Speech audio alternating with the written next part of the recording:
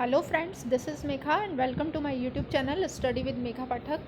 दोस्तों देखिए, हम लोग जो है आज पार्ट 3 देखने जा रहे हैं। मैंने कुछ ही देर पहले जो है पार्ट 2 अपलोड कर दिया है कम्युनिकेटिव लैंग्वेज टीचिंग का। और इसमें जो है मैं बेसिकली आपको ऑडियो लिंगुअल अप्रोच और कम्युनिकेटिव लैंग्वेज टीचिंग में क्या डिफरेंस होता है ये बताने जा रही हूँ। एक बार हम लोग देख लेते हैं, क्योंकि देखिए ऑडियो लिंगुअल अप्रोच और कम्युनिकेटिव लैंग्वेज टीचिंग दोनों तकरीबन एक जैसे ही होते हैं, लेकिन देखिए बेसिकली काफ़ी डिफरेंसेस हैं इनके अंदर, जो कि हमें एग्ज़ाम में हो सकता है कि ऑप्शंस के रूप में डाल दे और पूछे कि कौन सा नहीं है, या कम्युनिकेटिव लैंग्वेज टीचिंग में क्या चीज़ इंक्लूड होती है और ऑडियो लिंगुअल में क्या चीज़ इंक्लूड होती है।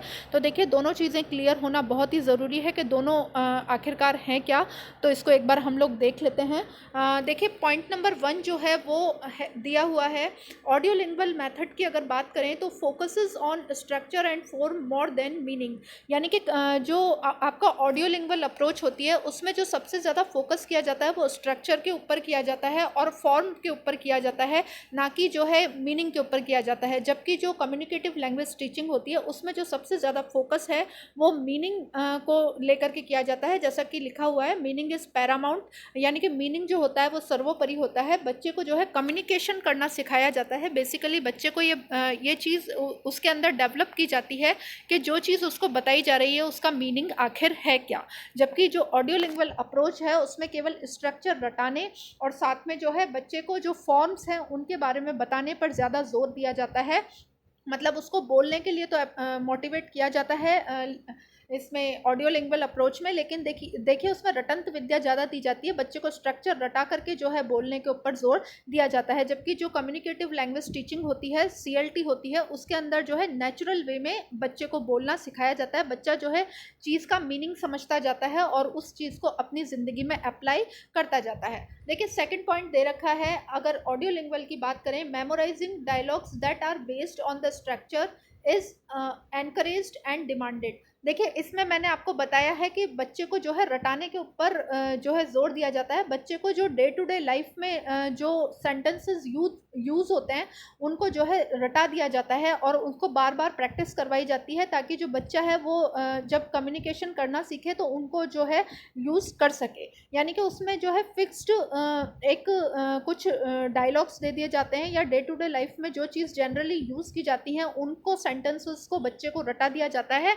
और मेमोराइज करवा दिया जाता है और बच्चे से कहा जाता है अब इनका यूज़ आप लोग करें। जबकि जो कम्युनिकेटिव लैंग्वेज टीचिंग है वहाँ पर देखिए no such demand of memorising और dialogue that centred around the function.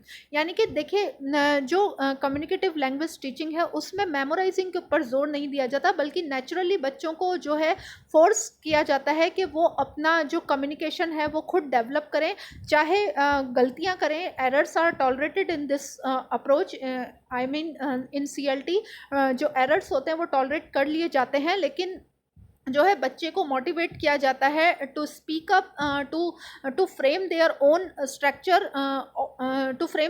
Structure, of dialogues. यानी कि बच्चे को जो है खुद मोटिवेट किया जाता है कि वो जो है अपना जो भी वो बोलना चाहता है उसको वो खुद फ्रेम करे, ना कि उसको उसका स्ट्रक्चर रटाया जाता है। देखिए थर्ड पॉइंट हम लोग देखते हैं, लैंग्वेज आइटम्स आर सेंट्रलाइज्ड। अब देखिए इसमें कॉन्टेक्स्टलाइज्ड, यानी कि जो लैंग्वेज आइटम्स जो हैं वो जो है संदर्भ के रूप में लिए जाते हैं। जो जैसे कि बच्चे को स्ट्रक्चर रटा दिया जाता है, स्ट्रक्चर का एक अपने आप में एक संदर्भ होता है। यानी कि अगर वो किसी चीज़ के लिए बना हुआ है, जैसे प्रेजेंट टाइम का कोई स्ट्रक्चर है, तो उसका एक अपना संदर्भ है कि वो प्रेजेंट टाइम को जो है कॉन्टेक्स्ट है अपना, कि वो प्रेजेंट टाइम को डिफेंस करता है, वो प्रेजेंट टाइम को डिस्क्राइब कर रहा है, तो वो एक अपना उसका कॉन्टेक्स्ट है। लेकिन देखिए इसमें लैंग्वेज टीचिंग में क्या होता है, कॉन्टेक्स्चुअलाइजेशन इज द बेसिक परमिस। यानी कि जो कॉन्टेक्स्चुलाइजेशन होता है, यानी कि जो कॉन्टेक्स्ट होता है वो मेन चीज़ वही होती है। यानी कि बच्चे के माइंड में ही एक जो है कॉन्टेक्स्ट बना दिया जाता है कि जब भी बच्चा किसी चीज़ को बोलना चाहता है तो वो उसी चीज़ में उसको सोचता है। जैसे प्रेजेंट टाइम में अगर किसी बात को बोल रहा है तो उसी फॉर्म में अपने आप में जो है माइंड में नेचुरली उसका वो प्रोसेस स्टार्ट हो जाता है, ना कि उसको जो है वो उससे संबंधित कुछ चीज़ें, कुछ सेंटेंसेस रटा दिए जाते हैं।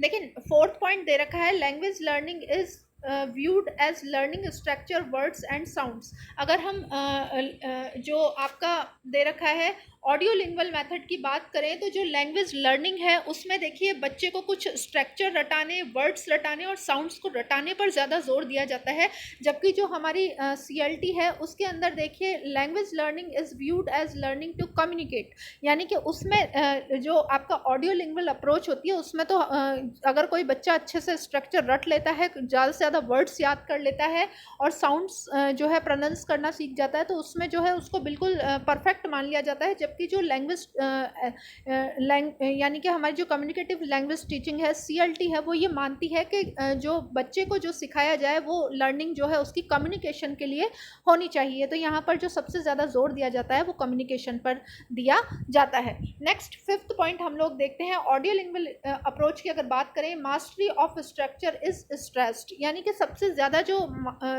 जोर दिया जाता है ऑडियो लिंगुअल में वो दिया जाता है आपको कि आपको स्ट्रक्चर रटना है, स्ट्रक्चर को अच्छी तरीके से याद कर लेना है, उस पर मास्टरी कर लेनी है, इस पर जोर दिया जाता है।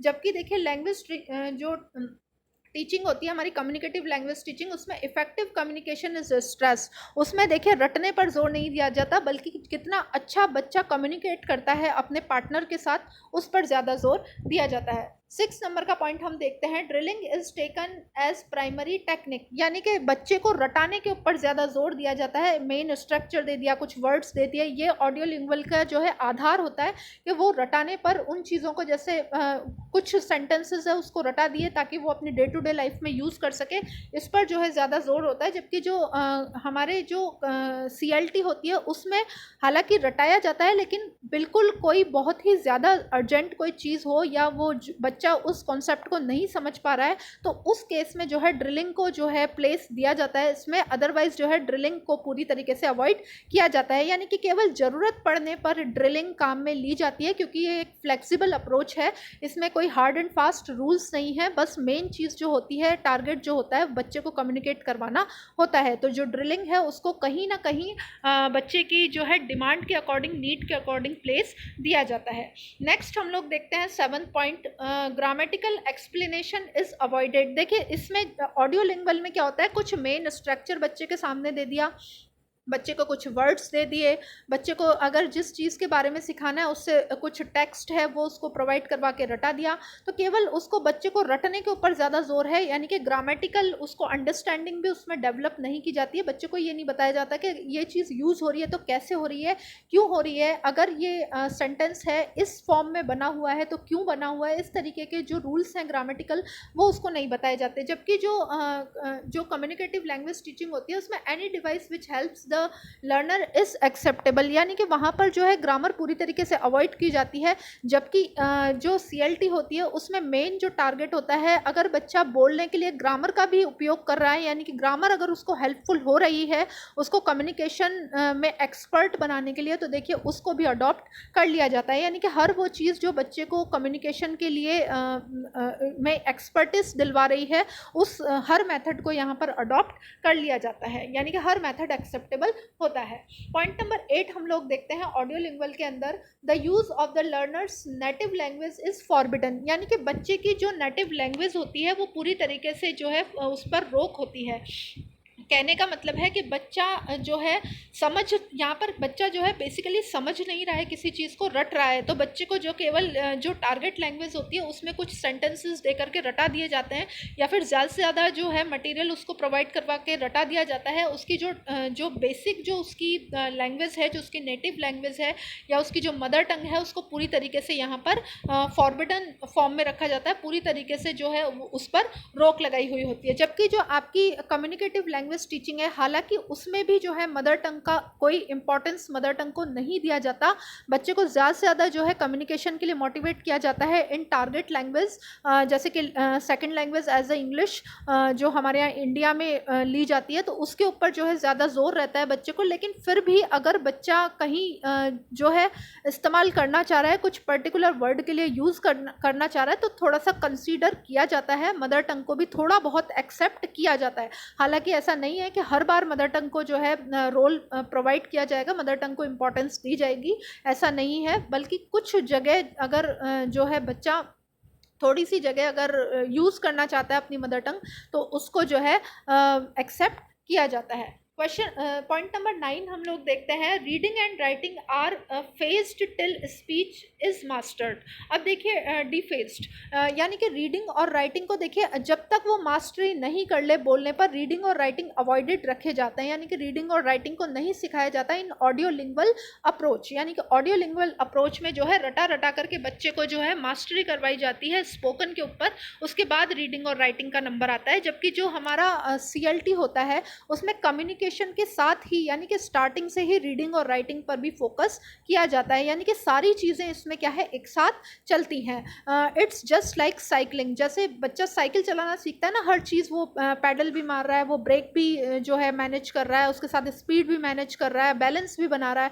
तो बस उसी तरीके से CLT होती है, बच्चे को जो है सिचुएशन में डाल दिया जाता है, एक नई लैंग्वेज को सीखने की सिचुएशन में डाल दिया जाता है और हर चीज़ को जो है बच्चा एक साथ मैनेज करता है। वो रीडिंग भी सीखता है, राइटिंग भी सीखता है, कम्युनिकेशन के ऊपर भी मास्टरी करना सीखता है। तो एक तरीके से साइकिलिंग फॉर्म में जो है CLT काम करती है। नेक्स्ट पॉइंट नंबर 10 हम लोग देखते हैं, linguistic competence is the goal, यानी कि बच्चे को जो है भाषिक जो है मास्टरी, बच्चे में जो है भाषा के ऊपर मास्टरी हो, ये जो है सबसे बड़ा गोल होता है। जैसे कि हमने इंग्लिश है, बच्चे को भाषा जो है रटा करके और इस तरीके से उसमें एक्यूरेसी आ जाए भाषा में, इस पर गोल जो है सबसे ज़्यादा रहता है। यानी कि जो टारगेट लैंग्वेज सिखाई जा रही है linguistic approach audio lingual approach में, उसमें जो है भाषा के ऊपर सबसे ज़्यादा जोर दिया जाता है, उसकी एक्यूरेसी के ऊपर सबसे ज़्यादा जोर दिया जाता है। जबकि जो कम्युनिकेटिव लैंग्वेज टीचिंग होती है उसमें कम्युनिकेशन कॉम्पिटेंस, यानी कि बच्चा जो है बोलना सीखे, चाहे